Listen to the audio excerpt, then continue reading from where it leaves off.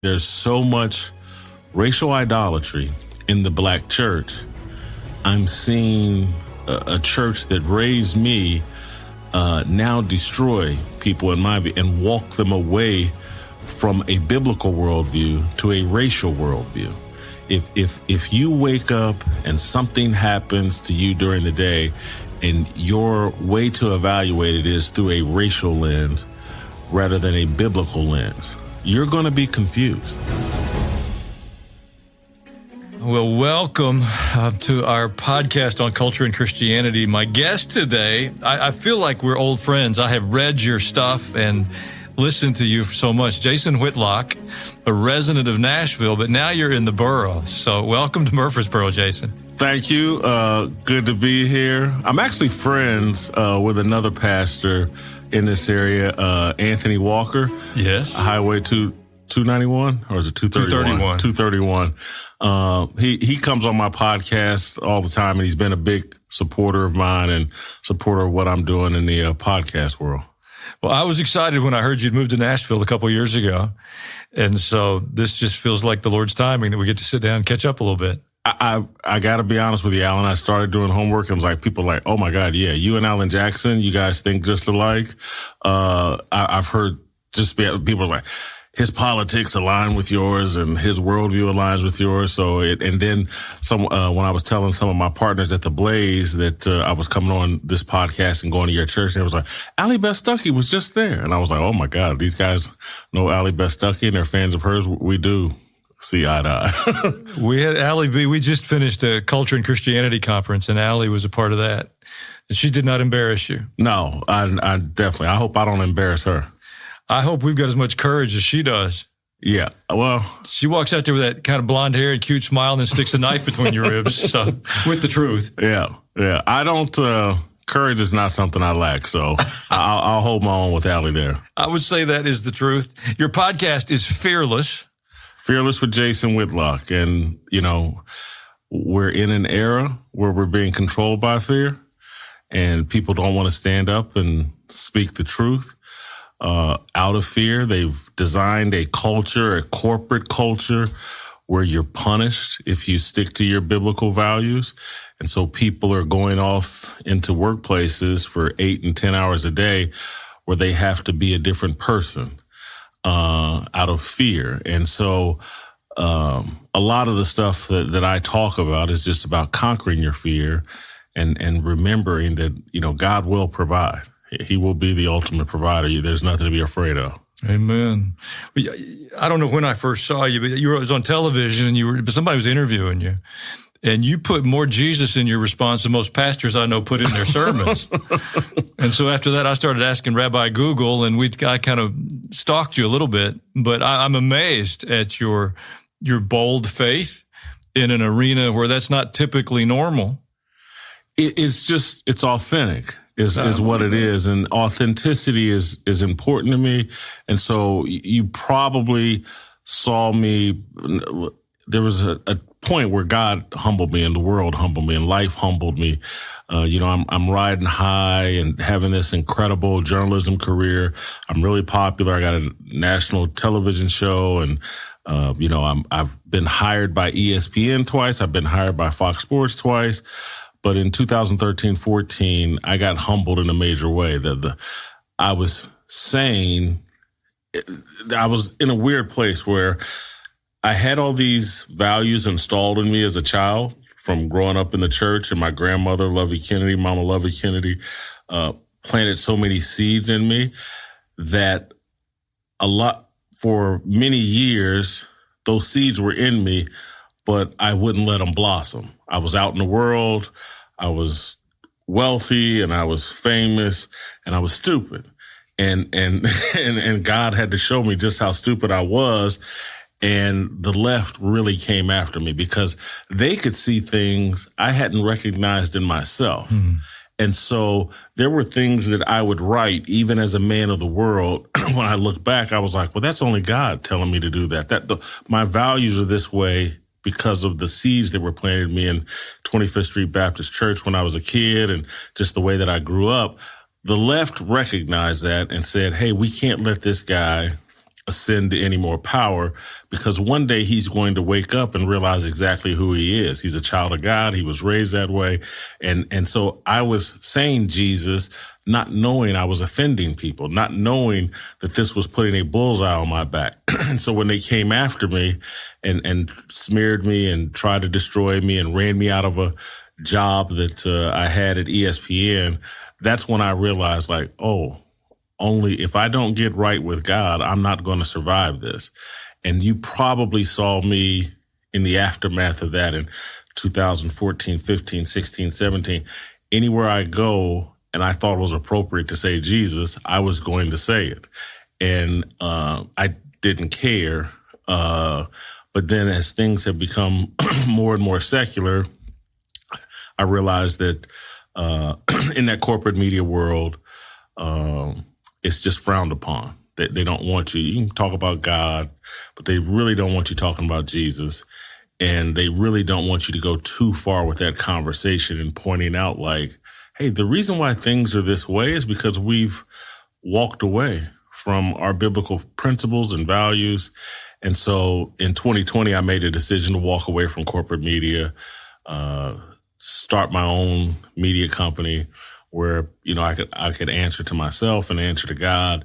And so I really do like saying Jesus and talking about Jesus, because it's real for me. Yeah, me too. But you live in the sports world, or have lived in the sports world, and it seems to me that there is an authentic faith in a lot of those athletes, those professional athletes, even though it's not particularly welcome, but it seems to give you a camaraderie with a lot of those people.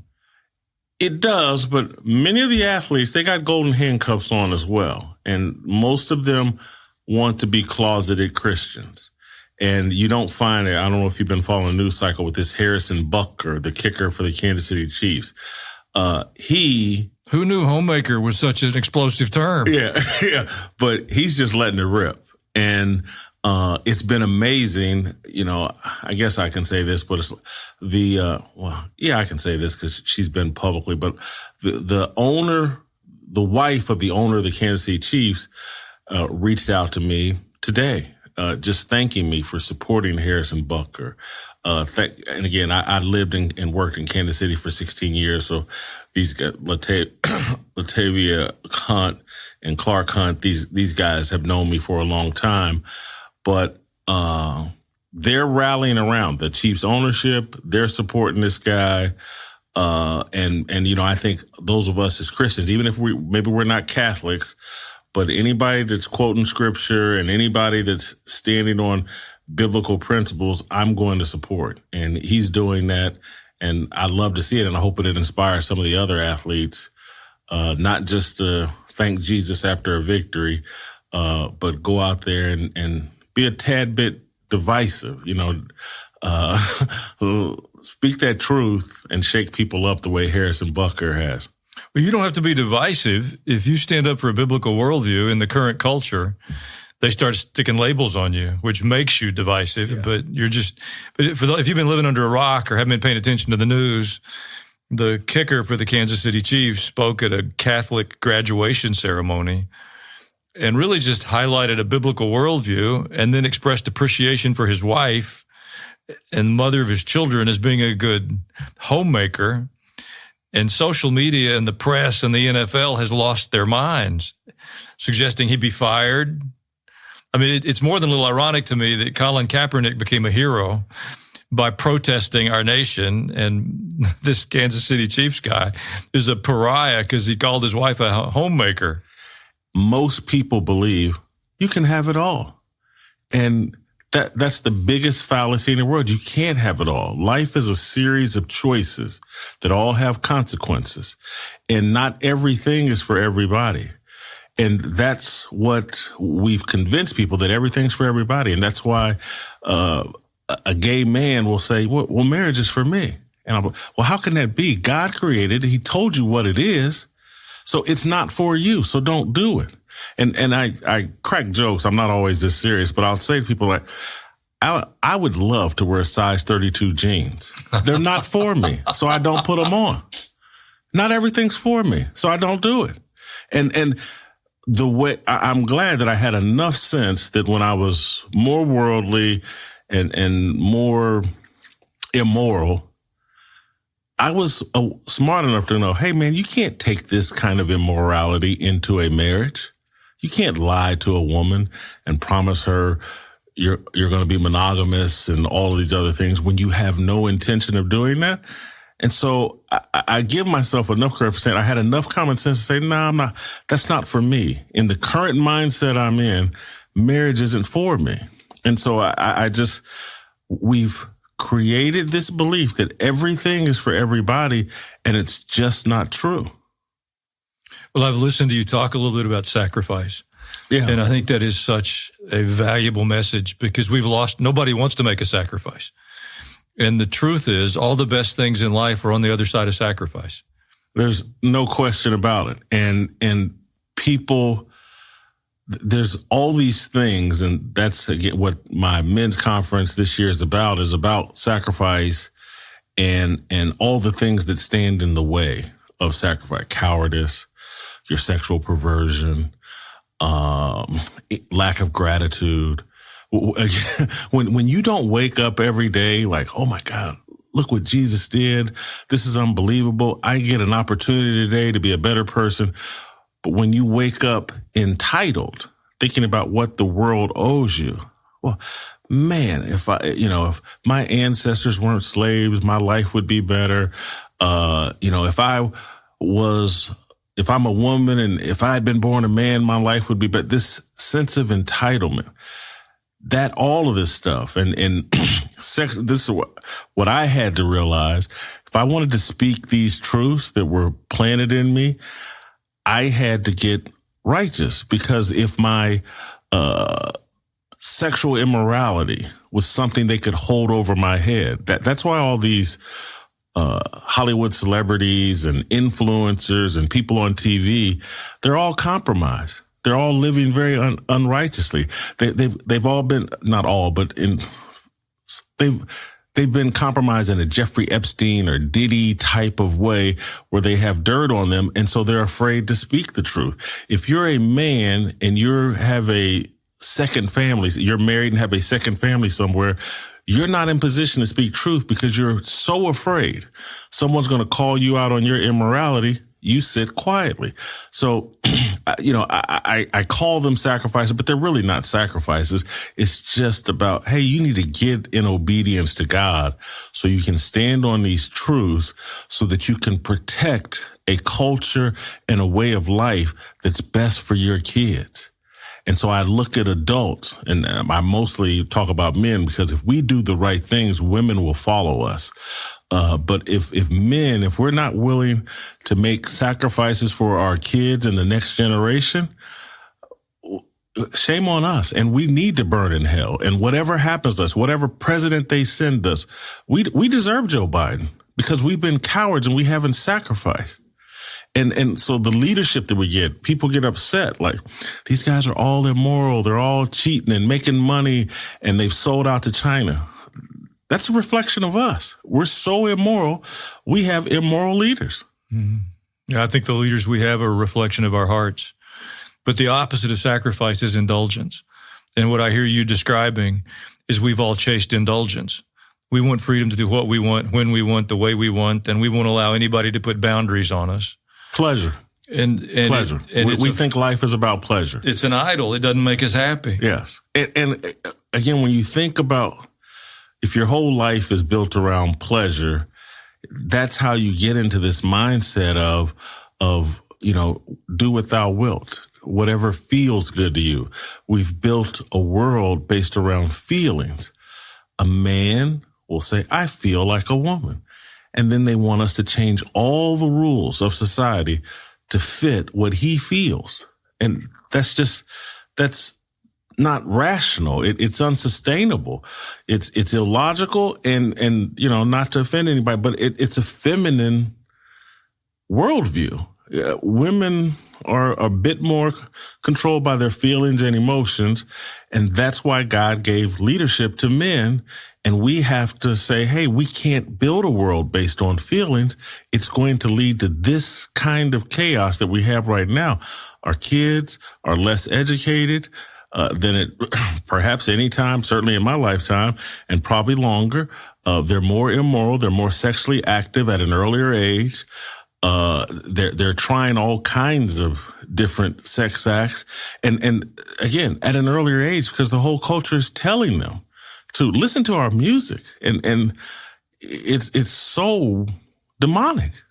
And we're celebrating and loving it and looking up to these people. It's crazy. And so we have to sacrifice and get in alignment and in obedience. You know, you ministers say it all the time, but everybody wants the Savior. No one wants the Lord. And you know, no one wants to be told what to do. Well, he's told us what to do, and it's all great advice. And it's not up to us. And we're going to give an account for it one day, which should put the fear of God in all of us. I want to take a minute and talk about your conference, because that's really what got the opportunity for us today. You're hosting a conference in Nashville, June the 1st, called Roll Call 2.0. Tell us a little bit about it. Roll Call, this is the second one. The first one was last April. And it's a annual men's summit that I do, built around my podcast, Fearless, and the Fearless Army. And so we have a roll call of men. This year, last year was great, but this year, I wanted to take it up a level. And it's me and John Rich, the country singer. We've partnered together. We're not ministers, but for me, I can speak for myself and I can speak for John. John's father was a minister. He's still alive. You both tell the truth. Yeah, we both tell the truth. But what we want to do is we want to be an asset for ministers. I'm hoping one day someone will say, man, Jason was like Barnabas. That's my goal in life. And so we're John Rich, white guy, me, black guy. We're trying to bring believers together and put aside this racial differences deal. You and I were talking before this podcast about your journey with Christ and your family's journey with Christ and how it started in your small home and a group of misfits coming together to talk about God. That's what I'm trying to do on a larger scale, to get black and white believers to realize we're not enemies. We're actually allies, and we got to move past the superficial difference of skin color. That's a trick of the devil. That's a trick of the secular and the leftists. And so with John with music and me with my connections to athletes and speakers, John's brought some of his friends, John Cooper from the Christian rock band Skillet, Jeffrey Steele, who's a, songwriter and singer in Nashville of legendary status. Those guys are going to sing. I got a couple other friends of mine, Tamara Conrad. She's a great singer. I'm not supposed to say his name because he was on The Voice, but Tay Lewis, I call him the Michael Jackson of country music. He's going to sing. And then we brought in, Vodi Bakum. He's not shy. Yeah, he's not shy. He's a heck of a speaker and he's a heck of an evangelist. E.W. Jackson. If you've never heard him, you'll be blown away. This guy's got a story, his own personal history and his walk with Christ and just his walk as an Black American. It's an amazing story. Alan, you have agreed to lend us your voice as well. We're looking forward to that. Anthony Walker, who I mentioned earlier, but also Mark Robinson, who's going to be, I believe, the governor of North Carolina. He's the lieutenant governor right now. He's running for the governor's office in November. He's been courageous. Yeah, he's been real courageous. I honestly think in 2028, he may be a presidential candidate. He's coming in. Vince Everett Ellison. I don't know if this guy's a prolific writer and author, and he's writing some really bold stuff about how did we get to this mindset that our rights come from government and not God. It's the craziest thing, but people believe that. And his argument it's the 1964 Civil Rights Act, that it's Martin Luther King, who's an idol, that Martin Luther King manipulated or in cahoots with Marxists, that 1964 Civil Rights Act, it did some good things, but it left a legacy where it's kind of replaced the U.S. Constitution. Mm-hmm. And it's made people believe that the government holds our rights, not that they were given to us by God. And it was first time I heard him make this argument, my mouth dropped to the floor. I said, that's exactly it. Why didn't I think of that? This is brilliant. That is the problem. There are people that believe, hey man, God is in control and he's sovereign and that's where my rights come from. And then there are people that believe, no, the government and Joe Biden and Nancy Pelosi, they tell me what my rights are. And if they say put a mask on and don't go to church, that's what I'm going to do. Even though God said, no, I gave you an immune system. I designed you perfectly.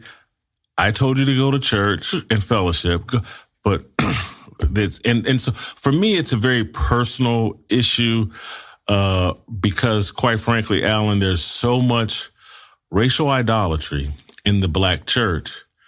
I'm seeing a church that raised me, now destroy people in my view and walk them away from a biblical worldview to a racial worldview.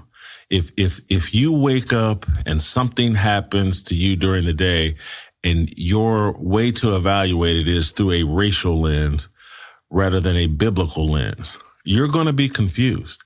And you're going to think when Rachel Maddow gets on MSNBC and says, well, the LGBTQ, it really affects Black people.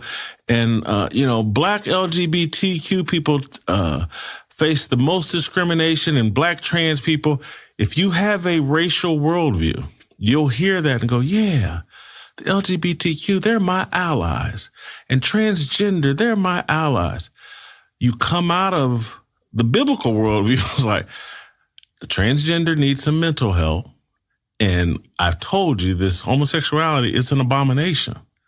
So, but people are being so blinded by race, and they're using that as a ploy to get you to think that America is evil and that its founding principles are evil. That too many people are waking up thinking, have I done, Black people, I'm talking, and some Black people that call themselves Christians, if the actions frustrate white male evangelicals, it's a good thing. And instead of like, well, hold on, do these actions align with God and my values? We've been tricked. We think we're at war, a racial war, and we're not. We're in a battle of good versus evil. We're in a battle, the patriarchy versus the matriarchy. This stuff is straight from Genesis. Same battle's been going on forever. It's not a new game plan, but it's invaded and permeated our academia because critical theory, with its Marxist underpinnings, puts us all in terms of oppressed. And then it adds to the race, to add to the division. And we hate one another, and we stop working together, and we kill our productivity. And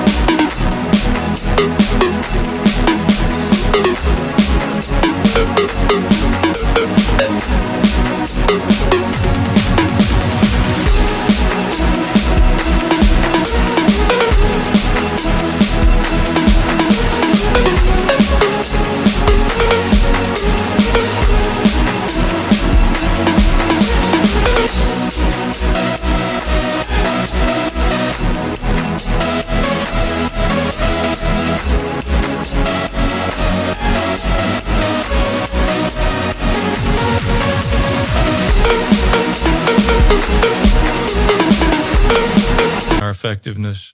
I think the racial discussion is more difficult today than at any time in my lifetime, because there was a point in time where the moral authority for the whole racial discussion came from Scripture. Yes. And we'd made mistakes, and there was wrong, and we had to find a way to ask for forgiveness and start to bring some healing. But we have moved so far away from that. Alan, think about this as well. And this is I talk about this all the time. The racial issue in America, the Black American journey in America is what made America so great. If we go back to Richard Allen, who founded the AME Church in like the 1700s, Black Americans demanding that our founding fathers and politicians, hey, you got to live up to these things you promised in the Declaration of Independence and in the Constitution. That's what compelled America to be great and to live up to those biblical ideas.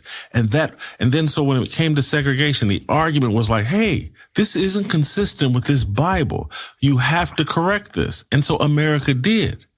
And so I'm trying to argue and tell African Americans, Black people, like, we're what made this country great. Sticking to this Bible and calling America to live up to these values in the Bible is what made America great. And you don't want credit for that? You want to run around and pretend like, well, I didn't have nothing to do with that, or, this country's evil. You're taking a dump on your ancestors who sacrificed amazing things so that I could be free, so that I could drive to Murfreesboro and sit down with Alan Jackson and have a nice conversation in his beautiful church. And I just can't throw all their sacrifice away because some Marxist opportunists have said, there's victory in victimhood. And that's the other thing. A Christian that's a victim? How? On what basis? It's an impossibility. So you have to ask yourself, are you a Christian? Because you can't be a Christian and a victim. Mm-hmm. That is so good. If we choose the role of a victim, we've said the cross wasn't enough. Because that's the place that we're all redeemed. Or it wasn't effective. Yeah. Well, if you're not familiar with Jason Whitlock, you need to be. His podcast, Fearless, is a blessing to me. And he is sponsoring a conference in Nashville, June the 1st at Rocketown. Yeah. I almost forgot to go to fearlessarmyrollcall.com, fearlessarmyrollcall.com. Use a promo code with the word fearless, all lowercase. Tickets are $150. If you use the promo code fearless, it's $100. We'd love begging you to come. It's going to be amazing. The music, the speakers, the food, it's going to be amazing and fun. We'll be done, I think, around 4:30, 5 o'clock, starts. And I haven't even rattled. We got athletes and coaches, that are coming in. If you're into sports or not, you'll meet a lot of cool people. I've been amazed. There's people that are trying to come that if they do, people will be like, oh my God. This guy came and his connections to mainstream corporate media. But I think a lot of men have had enough and they want to come out of the closet. Because again, as Christians, we have to now, we've been stuck into a closet. We got to come out of the closet. And I think enough are frustrated and everybody inspired. else came out of the closet and we went in. Yes. That's the truth. And so they're looking at Harrison Bucker. They're looking at what we're doing with Fearless and the people that have been coming on my show, and people are getting inspired. Let's come out of the closet. And if they can be out of the closet, we can too. All right. If you're listening to this and you're in Middle Tennessee, especially, don't miss this. We just had a conference here on our campus, Culture and Christianity. And so many people reached out to me and said, I didn't know. I wish I could have been there. This is better. June the 1st. It's a Saturday in Nashville at Rocketown. Jason will be there, but there's a whole host of other really talented, bright, courageous people participating. John Rich is coming, but don't hold that against him. If we hang out with John, he's going to get it figured out. But it truly is an opportunity. Nashville needs a little bit more Jesus. I've been in Nashville longer than you have, and this used to be the center of Christian publishing. It was the Southern Baptist Sunday School Board headquarters building, was one of the tallest buildings downtown. Now we got wagons filled with inebriated young women screaming at the people on the street, and they're being heckled from the bars. It's not the Nashville that I remember. we need some Jesus in Nashville. So June the 1st, let's be there with Jason Whitlock and help make this happen. It's important for our city and it's important for our nation.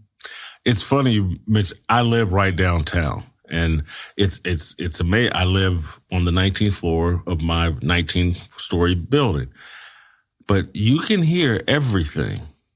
And I don't know if the windows or whatever aren't as good as they need to be, but you can hear everything. And so I hear the party vans and a lot of them play rap music that's filled with cursing and all this other stuff. And I'm just like, how did we get here to where you can be driving down the street and people are dancing to music that's MF this and B word this and all this stuff? How did we get here? And that's, I look at, did you see this video of Diddy, the rap mogul? And I used to listen to rap music. I was always a critic of it though. And always pointing out, but I can't, that's not much of a defense. I always knew what it was, but I listened to it. And then in the past, 5-6 years, I just started filling myself up with so much gospel music that I poured.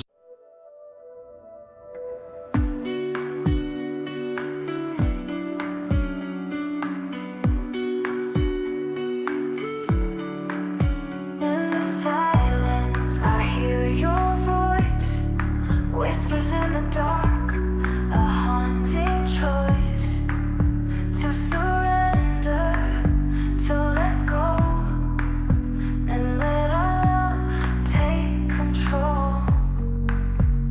I'm lost in your haze where the lights are low, drowned in the depths of your eyes. I'm ready to go, in the shadows we'll find our way. Through the night, our love will stay. Your touch, a spark that sets me free, a melody that echoes wild and carelessly. In your eyes, a stormy sea, where I'll swim lost eternally. I'm lost in your haze where the lights are low, drowned in the depths of your eyes. I'm ready to go, in the shadows we'll find our way. Through the night, our love will stay. You taste the sun, we'll chase the night.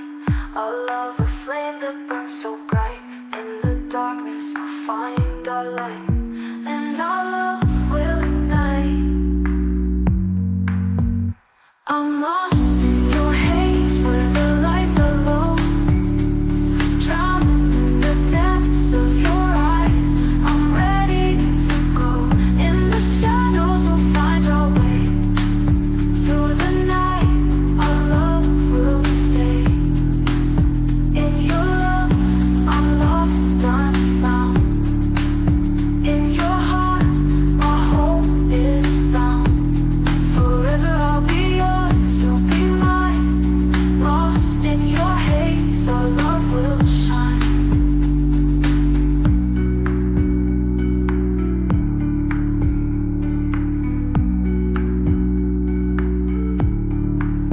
In your love, I'm lost, I'm found. In your heart, my home is bound. Forever I'll be yours, you'll be mine. Lost in your haze, our love will shine. So much of that in that there's just no room for rap. I can't, when I hear it now, I hear it in context and I hear every word of it and I go, holy cow. And so I just don't listen to it anymore. But I'm just asking people to look at what Diddy is about and did, and then go listen to the music. We should not be surprised. Anybody that's making pornographic, violent, prison culture music, no one should be shocked that he would treat a human being and a woman like a pet, like something he owned and had no real respect for. And that is that culture, and we have to, as believers, if we're pouring the right stuff in us, there's just no room for that. And it's, before I hopped on the highway today, I had a big salad because I didn't want to eat any snacks on my drive up here. I didn't want to, and again, that's Alan, because my gluttony is the problem. It's sinful, and I've been correcting it and trying to create, and it's a struggle. But the key is just, you got to pour a bunch of good stuff in you, and then there's no room for the bad stuff. And so if I'm here at church on Saturday, which I'm looking forward to hearing you speak, again, that means I'm not on Netflix or Amazon watching some movie that entertains me, but because now I'm telling you, I look at the TV shows I used to watch, because I can't watch the new ones because the new ones are just so awful. But even when I go back and look at the stuff I enjoyed 20 years ago, I got new eyes on now, because I'm talking too much about God every day not to see things in perspective. And so, again, I just try to fill myself up with good stuff, and that's why I'm looking forward to hearing you speak tonight. And then I'll hop in my car, listen to some gospel music. I'll be on a high. Time I get home, I'll be like, well, let me fall asleep. No bad stuff got me today. Hey, win it one day at a time. Yeah. Every generation has to make a decision for themselves, and that gives me hope. Because, you're downtown, the Ryman Auditorium, which was the home for the Grand Ole Opry for so long, started as the Nashville Gospel Tabernacle. The largest saloon owner in Nashville got saved. Jason, thank you for what you're doing. And we will see you on June the 1st at Rocketown for roll call. Well, looking forward to hearing from you there. Looking forward to hearing from you tonight. All right. Hey, thanks for joining me today. Before you go, please like the podcast and leave a comment so more people can hear about this topic too. If you haven't yet, be sure to subscribe to Alan Jackson Ministries YouTube channel and follow the Culture and Christianity podcast on Spotify, Apple Podcast, or wherever you get your podcast. Together, let's learn how to lead with our faith and change our culture. I'll see you next time.